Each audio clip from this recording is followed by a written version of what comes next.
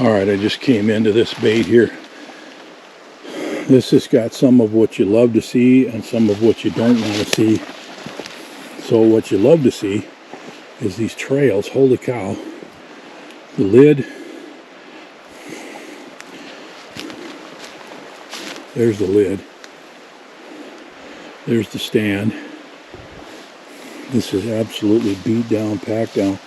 You got some big piles of scat and you got some small piles of scat. So we know we got a sow with cubs on this bait. There's a big pile. Holy cow. That's a big bear. That's not a small bear that did that. So it's really thick around here. A lot of daylight activity. This is a really good bait. I like everything about it. I want to show you the stand a little bit better.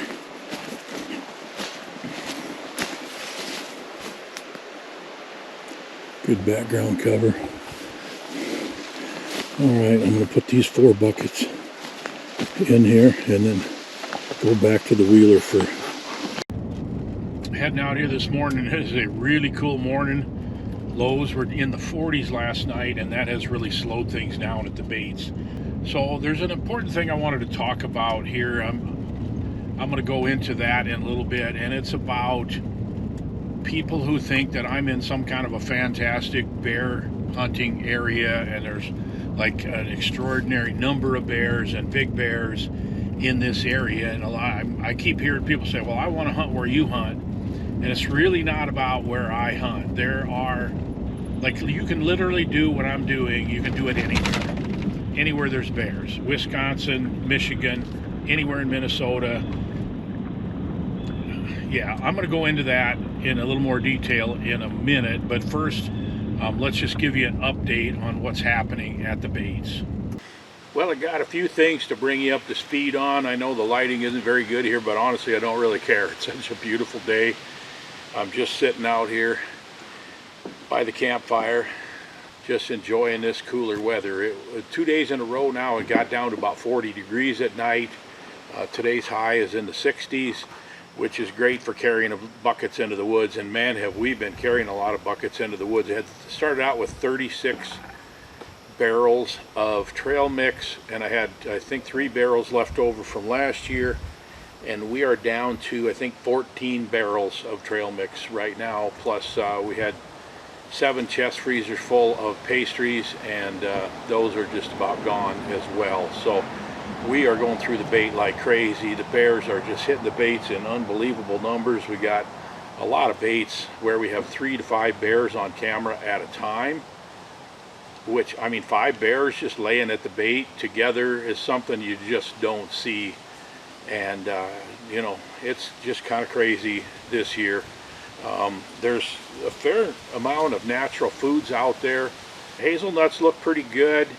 You know, we don't have very many oaks in this area, but the ones we do have are primarily bur oaks, and they're looking decent, but fortunately we don't have very many of them. The bears tend to migrate to the available oaks, and so some of them will leave this area and travel many miles to get to where the white oaks are. So we'll lose some bears, but there's plenty to go around, I guess is the way to put it. Well, I wanted to bring you up to speed on a few things right here. We're starting to see more nocturnal bears, and it's kind of weird. People think, oh, the weather cooled off nice, the bears are really going to hit the bait now, but it's really just the opposite of that. And this cooler weather has slowed things down a little bit, but we're having more morning activity right now. And we have never hunted in the mornings. I did one time put a guy out that wanted to sit all day. I just really have a hard time putting somebody on a bait in the morning because I feel like the risk of spooking a bear off the bait is so high. I called Dennis Udovich, the president of the Minnesota Guides Association, because he says we shoot a couple morning bears every year. And I thought, I'm just going to talk to him a little bit about how he does it. You know, he gave me some ideas. They do things a little bit different than me. It's pretty risky to do that, but I might actually try it this year. I guess we'll see. We do have a lot of bears on the baits between 6 and 9 a.m. We don't start baiting until after 9 because of that. We don't like to bump bears off the bait. That's one of the worst things you can do, of course. So I guess we'll keep you up to speed on that. We'll decide at some point, you know, if we're going to follow up on that or not. So also, because there's a fair number of natural foods available, the bears are kind of picky on some of the baits. Some of them, they're just licking everything clean. Other ones are like the breads and buns and stuff like that that we get. They're kind of pawing them aside.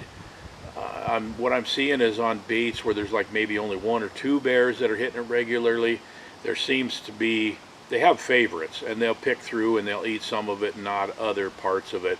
But where there's multiple bears, and I mean, we have some baits that have 6 to 10 bears hitting it every single day and night, and they're just absolutely licking everything clean. This new mix that I've got, I call it the Bear Professor mix. It's got the Pop-Tarts mixed in, it's got the dried fruits and sweets, along with about 80% trail mix nuts with some M&Ms, and I'm telling you, like, I've created a monster. This stuff, the bears are absolutely tripping over each other for it. So that's a double-edged sword, because man, I have spent thousands of dollars on this stuff already because the bears can't help themselves. So that's an update on that. Oh, they're replacing my bridge. If you've been watching this channel for a while, you know that about 3 years ago I built a bridge to kind of give me a shortcut where I had to cross a stream that would get me from one bait to another and cut off about 3 miles of driving on an ATV between 2 baits, and been using that bridge quite a bit. And we went in there today and they got it all dug up. They threw my bridge aside, and I talked to the guy that was in there running the equipment. He said, well, we're putting a culvert in here, and then they're going to be logging back in there at some point. So hopefully they don't log right. One of my best baits is actually, so, but for a while anyway, it's going to be nice to have a lot better bridge. So that's pretty cool. You know, I can't answer all the questions. I just don't have time. There's so many questions that come in on Facebook and on YouTube, and I just don't have the time to sit down and answer all of them, and most of them have been answered in previous videos. So I hope people don't feel like I'm being short with them when I just say, you know, you can go back to the playlist and you can find a video that answers that question. And a lot of times that's just what I do, and I hope people don't think I'm rude by doing that, but I'm just trying to help people out without, you know, just spending hours. One question that came up today that I will answer, because I think a lot of you are wondering, and the question was, all the videos and photos that I'm showing of bears at the baits are adult bears. I'm not really showing any sows with cubs, and is that because I'm not having sows with cubs, or is that because I'm just not putting those online? Well, obviously, you know, I put a couple, 3 dozen photos and videos of bears at the baits online when I'm actually getting probably 300 to 500 photos and videos a day out of 24 baits right now. I've got 100 bears plus on these baits right now. I'm not obviously showing all of them. I kind of tend to show interesting ones or big bears and stuff like that, but to answer the question, we actually don't have hardly any sows with cubs on the bait.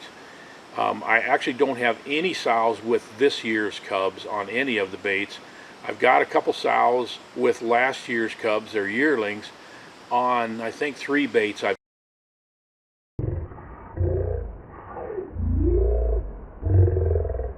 got that on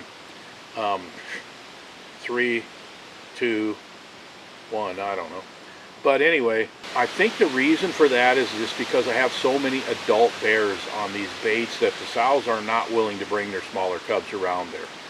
And I've seen in the past where feel safe bringing their cubs in there during like off-peak times when the bigger bears aren't there, but man, the bears are laying up really close, and I've designed these bait sites. I've picked sites where the bears stay nearby, and they're laying up close, and the sows with the smaller cubs, it's just too risky to bring them in there. So that's why I'm not seeing sows with cubs, I think. Let's go back to that part about people thinking that they want to hunt right where I hunt because it's such a great area and there's so many bears. And once again, you can do this anywhere if you do it right. So let's talk about that from an earlier video. So back to this notion that I'm in some kind of a super special area with lots of bears and big bears, and you know, I keep hearing this, that people are seeing all these bears on my baits and they're seeing them in the daylight, and a lot of people are going, I just want to hunt in that kind of an area where you hunt. And it's really not about that. There's nothing special about this area, and what I'm doing here you can do anywhere. It's just a matter of paying attention to the details and understanding how important it is, the little things that I do and how important they are. And there's a couple of big things too, and the big things are, number one is finding great locations, and I can never overstate the value of having a good bear bait location. I mean, you can just find a spot in the woods and throw out a pile of donuts and you might kill a yearling bear. And people who don't bear hunt, that's what they think we do. And even people, new bear hunters or even experienced bear hunters, don't understand how to really be effective, you have to do it much more intentional than that. And I hear all the time, like, I can't get bears to come in the daylight, and it's probably your location. And you know, I don't get the big bears on my bait, and it's probably your location. And I've got quite a few videos on this channel giving details on this, but location is critically important. That's a big thing. Another big thing is absolutely providing them with really high quality bait, really good quality food, and it costs money. You can't consistently kill big bears with popcorn and table scraps and licorice and things like that. Those are all things that are fine. Bears will eat them, but if you really want to consistently kill mature bears and keep them on your bait, they have a lot of options. They have a lot of other things they can eat. There's always food in the woods. Some years it's more than others, but there's other baiters around too. And you know, I'm in a competitive area. There's other baiters around mine too, and I'm getting the bears because I'm providing them with really high quality food in a place where they feel comfortable coming in and eating it in the day, and then got a place where they can go lay up nearby, so when they're hungry they're close, and that reduces the likelihood that I'm going to lose them to other hunters. Some of the little things are, when do you bait? You know, I'm fortunate that, you know, I'm an outfitter and I got guides, and we're all out baiting in the middle part of the day when it's least likely that you're going to spook a bear off the bait, because we have bears on the baits in the mornings and the evenings, and we want those morning bears to be able to move off. And once you spook a bear off the bait, they're just way too likely that bear could go nocturnal on you. So, you know, we have the advantage of being able to bait bears when they're least likely on the baits. And we are pouring the bait to them. You know, my strategy is don't let them run out of bait.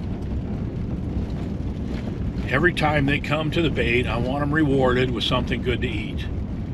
And if they come at night, that's fine. They get something good to eat and they have a good experience. They didn't get spooked, and they're more likely to come in earlier the next day and the next day and the next day, and hopefully they'll eventually make a mistake and come in when there's somebody sitting in a tree stand.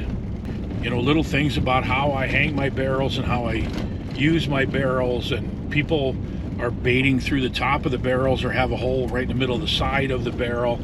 And you know, like, I'm not disrespecting people that do it different than me, but I also want you to understand that these little things, like having the hole towards the bottom of the side of the barrel, makes it so that they're getting the fresh food all the time. If you're feeding it from the top or in the side of the barrel, whatever, you come back, the bait is not completely gone, you dump more on top of it, and pretty soon what's in the bottom of the barrel is starting to rot on you. So I want it to be able to feed down, and so they're always having fresh food.